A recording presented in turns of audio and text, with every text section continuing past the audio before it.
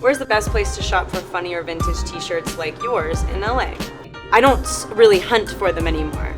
I'm like inundated. Over the years, I'm 30 years old now.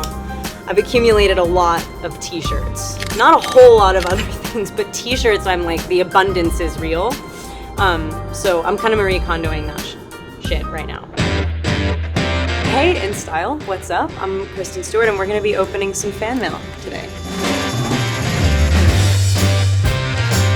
Welcome to this beautiful RV. We're in Woodland Hills, where I'm also from. We're doing a photo shoot, and it's close to 110 degrees. And we invite you to sweat with us and answer random questions. At the Kristen Stewart. That's like, at my Stewart. Okay, here we go. If someone was going to make your life into a movie, who would play you? Me. I would play me. Keep it super meta. So at Crisbian H. Question, do you know what like a Crisbian is? Well, somebody who likes the name Kristen and also wants to be a thespian. Yeah, or maybe a lesbian. Yeah, leaning there, but either or, take your pick. Now that you've joined the 30s Club, what do you think is going to change about your life? In being sort of isolated for so long in the past couple months and turning 30 in that said isolation, it's been like a really cool moment to be insular, and I think it also coincides with a stage in your life where it's nice to look inside and reflect, and I feel really creatively turned on and activated, and I think something that 30 has given me is the confidence to actually take those things and put them into motion in a way that I've been talking about and dreaming about and thinking about for like a number of years, and sort of turning into the person that can make something like their own movie happen. Certain things that I've been gunning for a really long time, I feel like can't wait any longer. So I don't know if 30 did that, but let's just say 30 did that. No more waiting.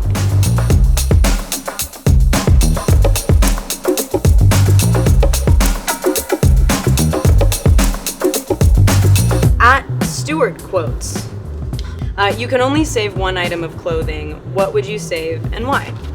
I would probably save like my leather jacket or like Levi's. I rip the ass out of every pair of Levi's I ever start to love. The thing is, none of my clothes last. They're all just like t-shirts and jeans. Have you ever had anything from set that you kept? I've kept some stuff from different projects that I've worked on. My like sword that I had in Snow White. And then I have my helmet from Personal Shopper. I had to learn how to ride like a motor scooter. And I'm like kind of very afraid of motorcycles and stuff like that. So for me, I'm like, that was really daring behavior for me. At Kristen Stewart too. I don't know if this is at Kristen Stewart 2, or if it's just Stewart 2, and it's just someone cooler than me. What tips can you give new actors? It's scary to be an actor, and it should be. The best advice I could have given myself as a little kid is actually just lose control, completely let go. You can do a certain amount of preparation, but then at some point you have to just start trusting yourself and making mistakes and not thinking about it too much. Like really I would say just like throw yourself at it. Throw everything about your mind and body and emotions and physicality at it, and it will catch you. This is from Liza, or Lisa, or Liza, not sure. From Liza, why did you take your shoes off on the Cannes red carpet? Do you still have the Get Off My Dick t-shirt? Yes, I do. And I almost lost it. One of my best friends took it, and we had a fight. I was like, you can't just, I know I have a lot of t-shirts, they seem like they don't matter, they do. And for the Cannes red carpet shoe scenario, I've taken my shoes off at some point on most carpets, because at some point I can't move forward anymore. For the Cannes red carpet, there's a very steep, long staircase.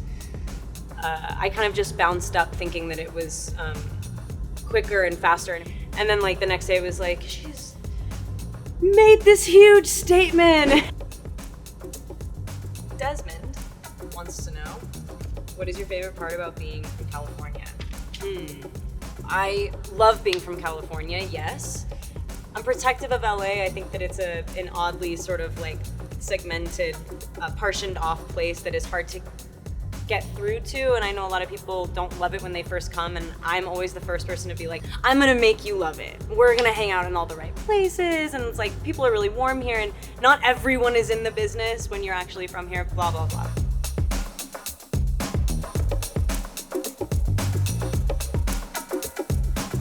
Iconic Stewart.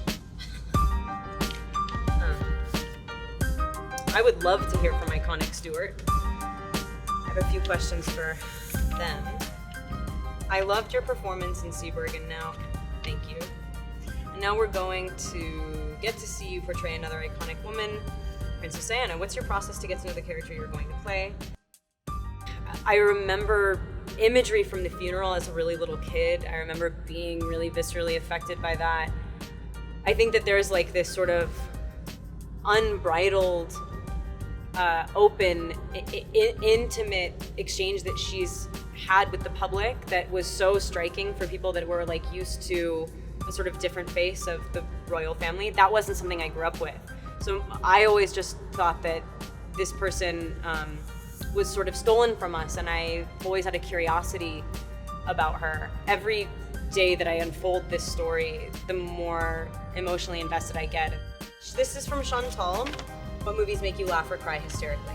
For some reason, and not for some reason, because Jenny Slate's hilarious, and I really love her new Netflix special that we received during quarantine, which was a huge relief, actually. So thank you if Jenny Slate ever catches wind of the fact that I like her Netflix special. Hats off, it's hilarious, I love you.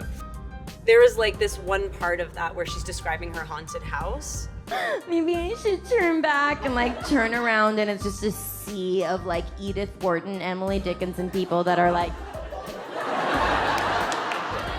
I could not stop crying and laughing. And then there was a Netflix special about two older baseball playing ladies that loved each other so much, and I forgot what it was called, and I was heaving and like was like couldn't breathe, crying so much.